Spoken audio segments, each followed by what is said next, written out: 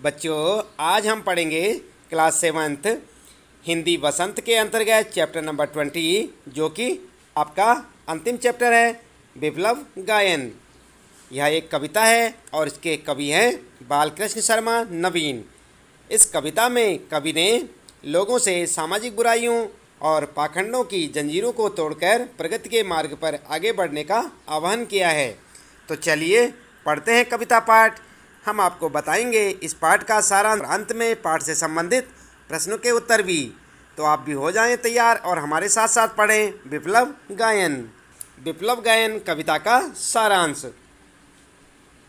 कवि बालकृष्ण शर्मा ने अपनी इस कविता में लोगों से सामाजिक बुराइयों और पाखंडों की जंजीरें तोड़कर प्रगति के मार्ग पर बढ़ने का आह्वान किया है। वो कहते हैं कि अब तुम शांति के गीत गाना छोड़ो और क्रांति की तान सुनाओ, ताकि बुराइयों और बुरे लोगों में हलचल मच जाए।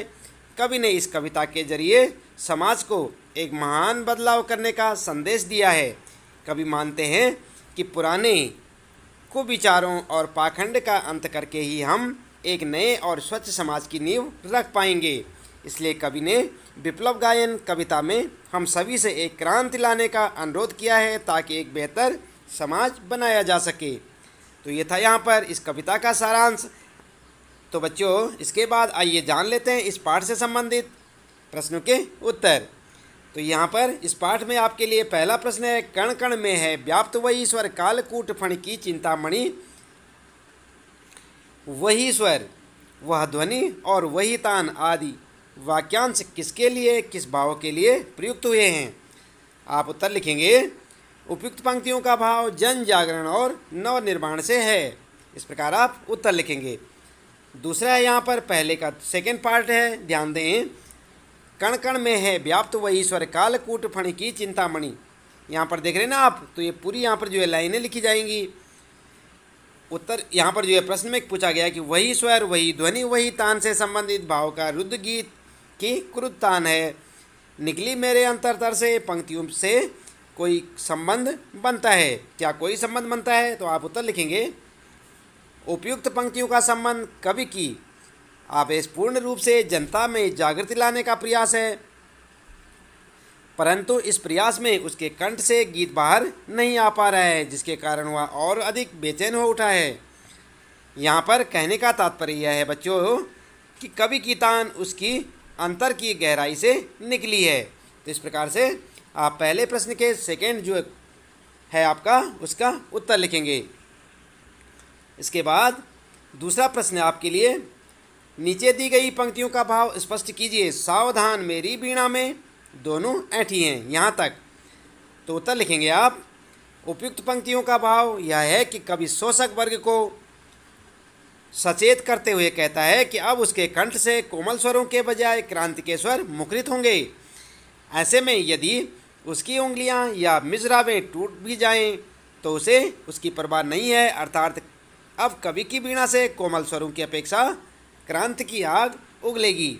इस प्रकार आप इस प्रश्न का उत्तर लिखेंगे और उसे याद करेंगे।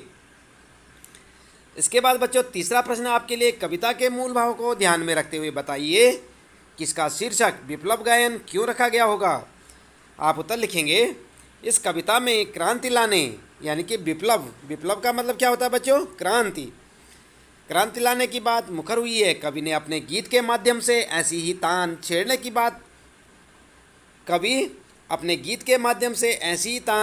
बात कर रहा है जिससे क्रांति आ जाए। यहाँ पर आप ने ना लिखें। कवि अपने गीत के माध्यम से ऐसी ही तान छेड़ने की बात कर रहा है जिससे क्रांति आ जाए। तो इस प्रकार आप इसका उत्तर लिखेंगे, इस प्रश्न का उत्तर। इसके बाद बच्चों आगे प्रश्न आपके लिए भाषा की बात से। तो यहाँ पर चौथा प्रश्न आपके लिए, कविता में दो शब्दों के मध्य, आप देख रहे हैं ये कौन सा साइन है, का मध्य का प्रयोग किया गया है, जैसे जिससे उथल पुथल मच जाए एवं कण कण में है व्याप्त वही स्वर। इन पंक्तियों को पढ़िए और अनुमान लगाइए कि कवि ऐसा प्रयोग क्यों करते हैं। तो यहाँ पर आप उत्तर लिखेंगे। शब्द की पुनरुक्ति करके कविता में चमत्कार उत्पन्न करने के लिए योजक चिन्ह का प्रयोग किया जाता है। तो बच्चों आप ध्यान दें, इस चिन्ह को क्या बोलते हैं? योजक चिन्ह। और इसका प्रयोग कब किया जाता है? जब एक शब्द की बार बार आवृत्ति होती है, यानी पुनरावृत्ति। 2 बार जब कोई शब्द आता है तो उसके बीच में क्या होता है? एक योजक चिन्ह होता है। जैसे धीरे धीरे, तो धीरे और धीरे के बीच में योजक चिन्ह लगेगा। इसी प्रकार से बार बार या कोई भी आप अन्य शब्द लिखते हैं जो एक ही शब्द को 2 बार लिखते हैं तो उनके बीच में योजक चिन्ह लगाते हैं। तो आप ध्यान दें, जैसे कि आप यहाँ पर देख सकते हैं कण कण, उथल पुथल, यहाँ पर देख रहे हैं ना आप, बीच में जो चिन्ह लगा इसे बोलते हैं योजक चिन्ह। और इसे कविता में चमत्कार उत्पन्न होता है, काव्य में। इसके बाद बच्चों 5वां प्रश्न आपके लिए। कविता में आप देख रहे हैं यहाँ पर कुछ चिन्ह लगा हुआ है। आदि जैसे विराम चिन्हों का उपयोग रुकने, आगे बढ़ने अथवा किसी खास भाव को अभिव्यक्त करने के लिए किया जाता है। कविता पढ़ने में इन विराम चिन्हों का प्रभावी प्रयोग करते हुए काव्य पाठ कीजिए। गद्य में आमतौर पर शब्द का प्रयोग वाक्य के अंत में किया जाता है, जैसे देश राज जाता है। अब कविता की निम्न पंक्तियों को देखिए। तो यहाँ पर आप ध्यान दें, इधर आप देख रहे हैं ना बच्चों, कण कण में है व्याप्त वही तान गाती रहती है। इन पंक्तियों में है शब्द का प्रयोग अलग अलग जगहों पर किया गया है। कविता में अगर आपको ऐसे अन्य प्रयोग मिलें तो उन्हें छांट कर लिखिए। तो आप उत्तर में क्या लिखेंगे? उत्तर लिखेंगे आप, कंठ रुका है महानास का 1, नंबर 2 टूटी है मिजरावें, और नंबर 3 रोम रोम गाता है वह ध्वनि। तो इस प्रकार से आप जो है इसका उत्तर लिख सकते हैं। इसके बाद अगला प्रश्न है आपके लिए नंबर 6 पे। निम्न पंक्तियों को ध्यान से देखिए। कभी कुछ ऐसी तान सुनाओ, और यहाँ पर जो है आपके लिखा लिए एक हिलोर उधर न, कभी कुछ ऐसी तान सुनाओ एक हिलोर उधर से आए। इन पंक्तियों के अंत में आए और फिर जाए, यहाँ पर देख रहे हैं ना आप, आए जाए जैसे तुक मिलाने वाले शब्दों का प्रयोग किया गया है। इसे तुकबंदी या अत्यानुप्रास कहते हैं। इसे क्या कहते हैं बच्चों? तुकबंदी या अत्यानुप्रास, अंत्यानुप्रास। आप ध्यान दें, आपको पुनः एक बार फिर बताता हूँ।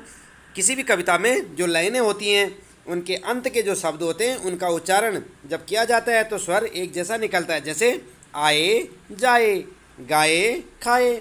और इसी प्रकार से थी भी, और कई बार आपने देखा होगा कविता के लास्ट में जो शब्द होते हैं, एक लाइन का शब्द अंतिम शब्द दूसरी लाइन के अंतिम शब्द के स्वर से मेल खाता हुआ होता है। इसे क्या कहते हैं? तुकबंदी या अंत्यानुप्रास कहते हैं।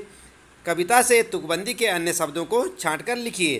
तो आप देख रहे हैं यहाँ पर, जैसे बैठी है तो दूसरा शब्द ऐठी है, इधर उधर, रुद्ध युद्ध, फणी मणि।